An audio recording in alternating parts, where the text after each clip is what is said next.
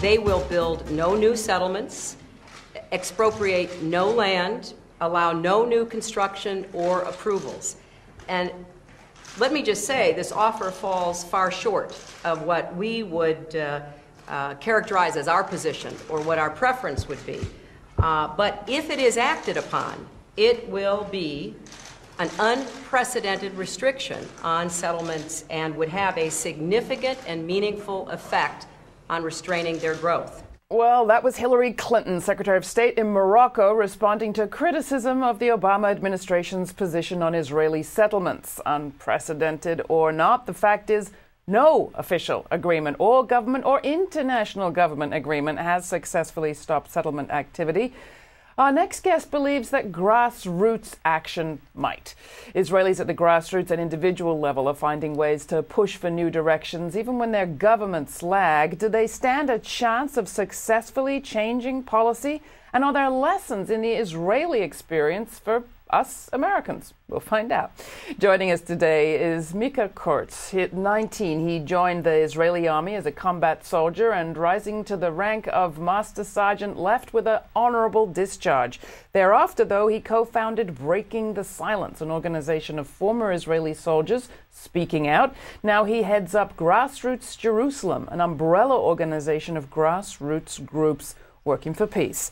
Micha, welcome to the program. Glad to have you. Thank you very much. I have to point out that in no way am I an umbrella organization. All we do is map and bring to light whatever is going on there. Mapping, not umbrellaing. Not at all. I don't decide anything for anybody else. I just go find out what's going on and let people know. Well, you should have a lot of stuff going on, and if it wasn't for your organization, I don't think most of us would be able to see just how many grassroots groups there are doing so much. Talk about some of it. Well, going back to what Hillary Clinton had mentioned, people maybe don't realize the media keeps the lingo on one-state solution, two-state solution, whether or not we're going to freeze the settlements.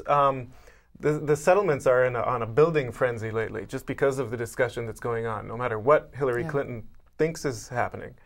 And the only reason we know about it, the only reason we know about the house demolitions or evictions or the human rights violations that are happening in East Jerusalem or across the occupied territories is because there are grassroots organizations out there that set the tone for this discussion. Whether it has to do with water catchment systems or checkpoints, or people getting to work on time, or lately what we've been dealing with is the olive harvest that happens every couple of years. It's going to be the grassroots organizations that deal with it. Yeah. When you served in the Israeli army, the so-called IDF, you witnessed some of what was going on vis-a-vis settlements in Hebron. Talk about it. Hebron is a crazy town. It's for people who don't know, it's a settlement of 600 to 700 Jewish Israeli settlers smack in the middle of a town of 160,000 Palestinians. It's a very, very old city where the Tomb of the Patriarchs is, but older than Jerusalem, and obviously significant to all religions. And basically, we were posted there to protect the settlers. What we ended up doing most of the time was actually protecting Palestinians from settler violence. I actually remember being in Hebron years before that, I think, in 1994, and watching, indeed, it was actually Israeli soldiers protecting Palestinian kids trying to get to school. Israeli soldiers also had to police those settlements, though. Well, that's the position that we were put in. This was during I was there during the second intifada, which means that chaos constantly, gunfire all the time, and curfews as a result. Curfews, people might not understand that a curfew may last a day or 2 days or a week or sometimes a month or a month and a half. And that means that people don't go to work or they don't go to school. That means that you can't go shopping. You're stuck basically with your family in your home for as long as it may last. And in the meantime, settlers would slowly expand the settlement into Palestinian shops, since the settlement itself is built literally on top of the Palestinian marketplace. If there was a curfew, it meant that shopkeepers wouldn't make it to their shops for sometimes a month at a time. that was plenty time for settlers to knock down walls and take all the stuff out of the shop and lock it from the inside and move a new settler couple in there. While we were there during the Second Intifada, the settlement expanded a lot. Didn't you think that was crazy? I mean, you're there as Israeli forces, and yet you're spending your time, or at least part of it, trying to address what Israeli settlers are doing on Palestinian land and stop it.